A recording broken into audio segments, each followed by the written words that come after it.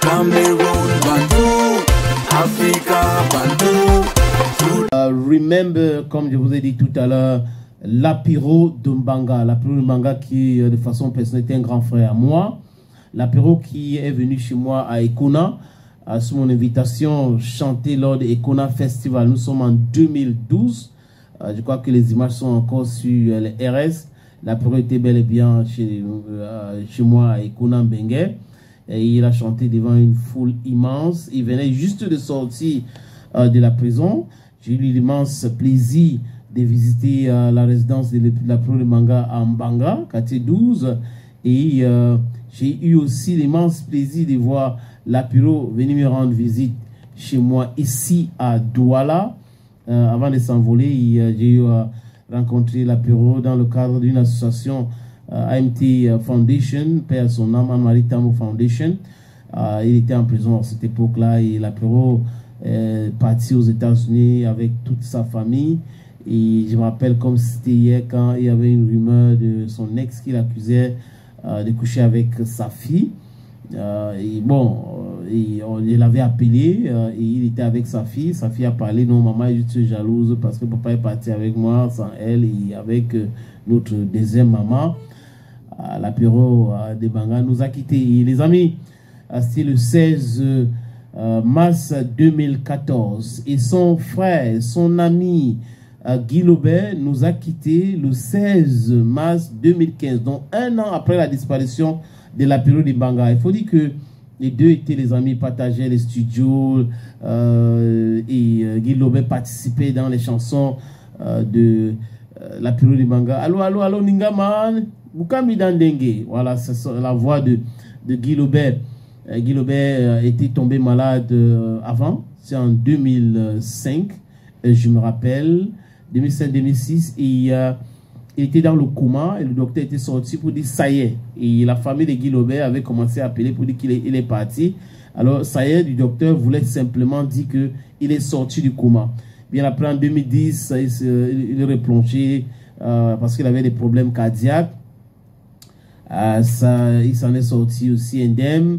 Il est rentré au Cameroun pour la promotion de son album en 2015. Et c'est comme ça que Guy Lobert est tombé encore malade. On l'a amené à l'hôpital général de Yaoundé. Et that's where Guy Lobert kicked the bucket.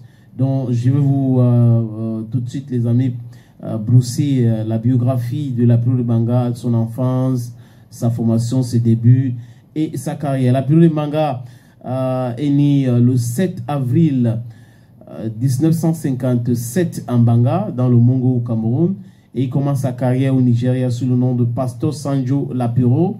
De retour au Cameroun, il prend le nom de scène de l'apéro de Mbanga. Lapiro, un acronyme de son nom, Lambo Pierre Roger, donc Lapiro, Lambo Pierre Roger. Et Mbanga est son village de naissance. Il est populaire au Cameroun, et notamment depuis la sortie, il faut le dire, son album Pas Agent No Love. Pas Agent No Love, vous vous rappelez, non? I want chop one, you don't chop two. I want chop three. Nanga don't chop three. Affaire de soya. C'était en 85 que cet album est sorti. Il s'est effectué beaucoup de tournées européennes. L'apéro de Mbanga. Constant sa carrière, l'artiste, comme je vous ai dit tout à l'heure, était un artiste bien engagé. Il critiquait le régime de M. Paul Barthélemy Biya Bivondor. Et il devient le porte-parole de la jeunesse du Cameroun. Vous vous rappelez des années de Brest 90, c'était lui le porte-parole. Il passait partout et c'est l'apéro de Mbanga qui avait présenté Frundi à Douala, pour la petite histoire. Et il était aussi les amis de Ndos, ces personnes désœuvrées qui jonchent les stations de train, de bus et des métropoles camerounais. Aujourd'hui, on parle de Nangaboko. À l'époque, c'était les Ndos. Il chante, l'apéro chantait dans notre palance le pidgin. Le pidgin, c'est quoi? C'est ce mélange d'anglais, de douala, de pidgin, de français, de ngui, de bakwere, de bamenda. C'est un lago auquel il était vraiment fort dans ça. Il était vraiment fort dans ça. Il appelait ça Mboko Tok, dont on l'appelait le Mboko Grand. En fin 2007, M. Paul Biya propose d'amender la constitution du Cameroun qui limitait la présidence de la République aux 2 thèmes de 7 ans. Et en réponse, Lapiro de Mbanga a composé la chanson Constitution constipée.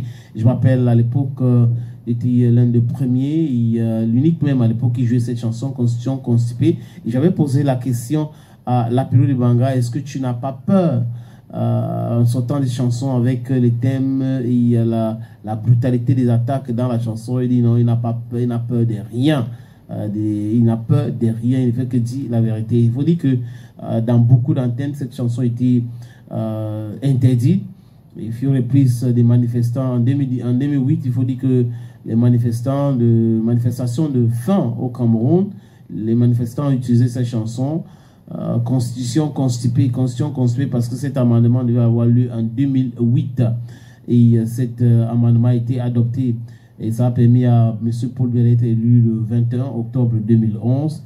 Lapiro de Mbanga est donc arrêté le 9 avril 2008 et il a été condamné pour 3 ans de prison par le tribunal de grandes instances et il était incarcéré à la prison centrale de Nubel.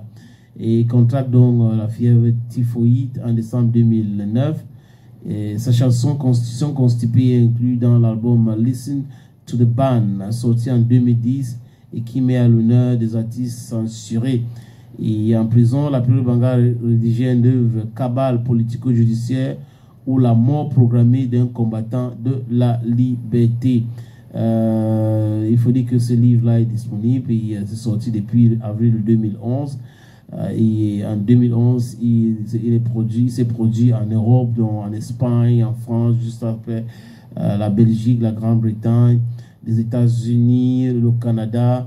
Le 2 septembre 2012, Lapiro de Mbanga quitte le Cameroun avec ses épouses et ses 6 enfants pour les États-Unis d'Amérique où il avait obtenu le droit d'asile. Donc Lapiro de Mbanga meurt le 16 mars 2014 à New York. Voilà la petite histoire de Lapiro de Mbanga, la légende qui nous a quittés le 16. Donc on célèbre comme ça la vie de Lapiro de Mbanga qui était un artiste hyper engagé. Les amis,